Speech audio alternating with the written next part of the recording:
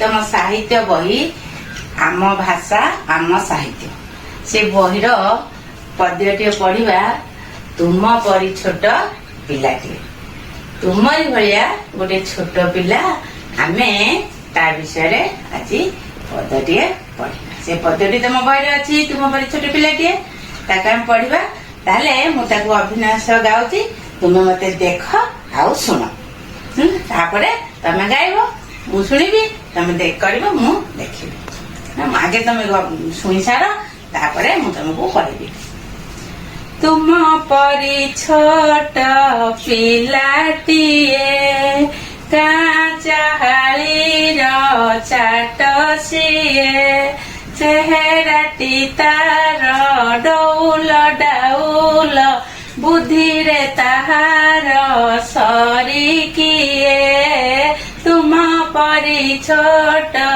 पिलाटिए छाड़ी जाइथिला दिने झड़ी बाहरिला सिए पाठ पढ़ी बाटे जाऊं जाऊं खसी गला गोड़ मुह माड़ी तले गला पड़ी तुम परी छोट पिलाटिए गुरुजी देखिले देह तार पानी का दुआरे सर सर तिले ही सेतिकी खातर न करी आसी अछि होई तरबर पचारिले गुरु एकी हेला एते सरी तते किए कला पिलाटी कहिला बेगे आसु आसु कादुअरे गोड़ खसी गला हेला दशहरा छुट्टी बेल साथी पिला डाकी कला मेल बाली गड़ी माटी पकाई सभी गाँ दांड कले समतुल एहा देखिलो के हेले काबा डकाइले गुरु चाट सभा कहिले भली भल काम कले दुनिया रे दिने बड़ हेबा बड़ हेला दिने सेही पिला मधु बारिस्टर बोलाइला देश पाई केते काम करिसिए काल काल जस रखिगला कहिला जातिर काने काने उठिबु आउ तू केते दिने पूर्व गौरव पूर्व महिमा पड़ू नहीं कि रे तोर मने तेज भरा तार वीरवाणी नव जागरण देलाणी नुआ जीवनर आलोक देखाई कोटि जनम नेला टाणी पिला माने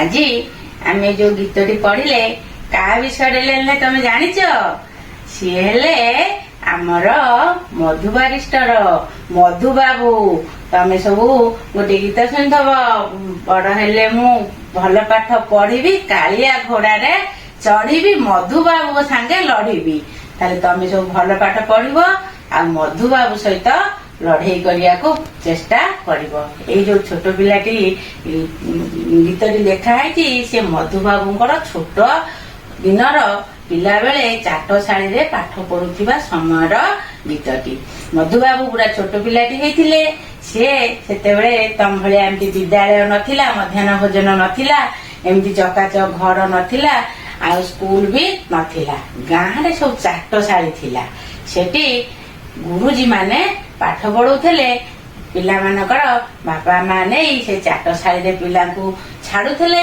ସେ ସେଇ ଚାଟଶାଳୀରେ ବସିକିରି ଗୁରୁଙ୍କ କତିରେ ପାଠ ପଢୁଥିଲେ। ବାରିଷ୍ଟର ମଧୁ ବାରିଷ୍ଟର ସେଠିକି ଯାଆନ୍ତି ଛୋଟ ପିଲା ସବୁଦିନ ପାଠ ପଢିବା ପାଇଁ। ଦିନେ ଜୋର ବର୍ଷା ହେଇଛି, ଏବେ ତ ହେଇ ବର୍ଷା ଦିନ ହେଇ ଆସୁଛି, ବର୍ଷା ହଉଛି। ତମେ ବର୍ଷା ହେଲା ଦିନ କିଏ ରେନକୋଟ ପିନ୍ଧୁଛ, କିଏ ଛତା ଧରୁଛ, ସ୍କୁଲକୁ ଆସୁଛ। ବର୍ଷା ଟିକେ ଛାଡି ଯାଇଛି। ସେଇ ସମୟରେ ମଧୁବାବୁ କଣ କରୁଛନ୍ତି, ବିଦ୍ୟାଳୟ ଚାଟଶାଳୀ କି ଯିବା ପାଇଁ ତାଙ୍କର ଡେରି ହେଇଯାଉଛି।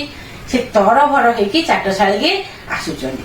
ଆସିଲା ବେଳେ ବାଟରେ ତାଙ୍କର ଖସଡା ରାସ୍ତାରେ ଗୋଡ ଖସି ଯାଉଛି। ବର୍ଷା ହେଇକି ଛାଡି ଯାଇଛି, ରାସ୍ତାଟା ନିଶ୍ଚୟ ଖସଡା ହେଇଥିବ ଭାବିଲ। ସେ ଖସଡା ରାସ୍ତାରେ ତାଙ୍କ ଗୋଡ ଖସିଗଲା। ସେ ତଳେ ପଡି ଉଠି ତାକୁ ଖାତିର ନ କରି ପାଣି କାଦୁଅକୁ ପୁଣି ଚାଟଶାଳୀ କି ଧାଇଁଛନ୍ତି।